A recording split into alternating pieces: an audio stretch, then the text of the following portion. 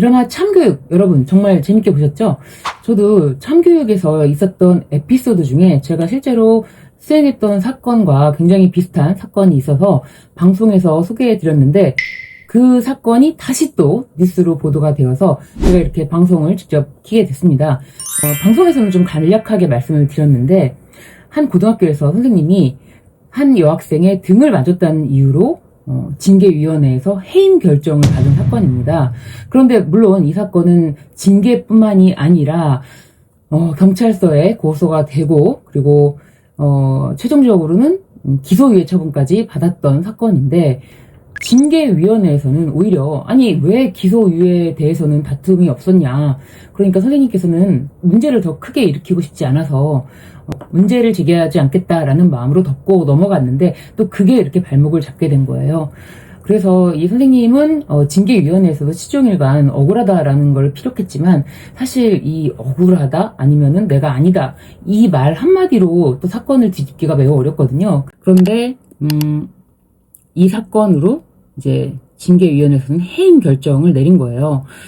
그래서 저도 이 사건 맡으면서 상담을 굉장히 여러 차례 했습니다. 왜냐하면 실제로 이 일이 일어났고 선생님께서 뭐 억울하신 일이 전혀 없는데 단순히 교원 소청을 연다고 해도 뭐 변호사로서 도와드릴 일이 없지 않습니까? 그래서 이제 이 사건을 맡기 전에 사실관계 확인을 굉장히 철저히 했는데 선생님은 10종일간 굉장히 억울하고 그리고 징계위원회 회의록을 이제 가져오셔서 그 부분을 좀 면밀히 살펴봤는데 징계위원들도 이 성추행이 과연 맞느냐에 대해서는 확실한 판단이 없었는데 다만 오히려 기소유예 처분에 대해서 아무런 이의를 제기하지 않은 것에 대해서 그렇다면 이 일이 있었던 것은 맞으니까 해임을 의결하게 된 거죠. 이 사건에서 해임까지 의결된 사건을 어떻게 과연 뒤집었냐.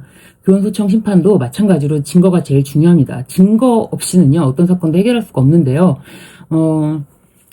그래서 저는 이제 이 교원소청 심사 청구를 하면서 굉장히 여러 차례 다각도로 의견서를 제출을 했고 그 부분에 따라서 이제 징계위원회에서는 왜 해임이 정당한지에 관해서 학교 측으로부터 그동안 확보했던 모든 증거를 받아서 제출한 거예요. 이런 사유로 징계가 해임이 적법하다 이렇게.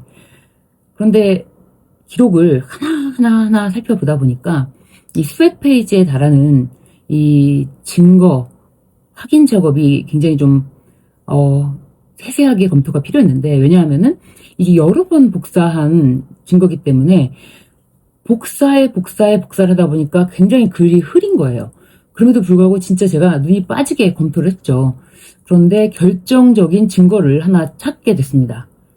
그 학생이 처음 상담을 받을 당시에 작성된 기록이었는데 그 기록에는 선생님이 등을 만졌다라는 내용이 아니라 선생님이 등을 손등으로 치고 갔다, 그러니까 스치고 갔다라고 진술을 했던 이 상담 기록이 있는 거예요. 그래서 그 학생도 선생님이 의도적으로 만지지 않았다는 걸 안다 이렇게까지 진술이 되어 있었는데 이 최초 진술이 시간이 가면서 계속 좀 왜곡되면서 이 선생님이 결국에는 해임까지 받게 된 거죠. 그래서 이 객관적인 증거가 있어야지만 해임도 취소시킬 수가 있다는 점, 그리고 이 증거를 받기 위해서는 굉장히 여러 차례 교육청이라든지 학교 측에 관련된 증거를 모두 제출하라는 그런 의견서를 수차례 제출했다는 거. 이 참교육 드라마에서는 굉장히 시원하고 사이다처럼 문제를 해결하지만 현실에서는요 정말 어렵습니다. 선생님도 어렵고 그리고 이 사건을 맡아서 처리하는 변호사도 굉장히 어렵습니다. 왜냐하면 이게 감정적으로는 선생님 너무 억울한데 이게 증거가 없으면 풀 수가 없기 때문이거든요. 여러분들께서도 어떤 억울한 일이 생겼을 때 끝까지 이 억울함을 풀고자 하는 노력이 반드시 필요하다는 점, 그리고 증거로 그 부분을 입증해야 한다는 점까지 알아두셨으면 좋겠습니다. 이상 신유진 변호사였습니다.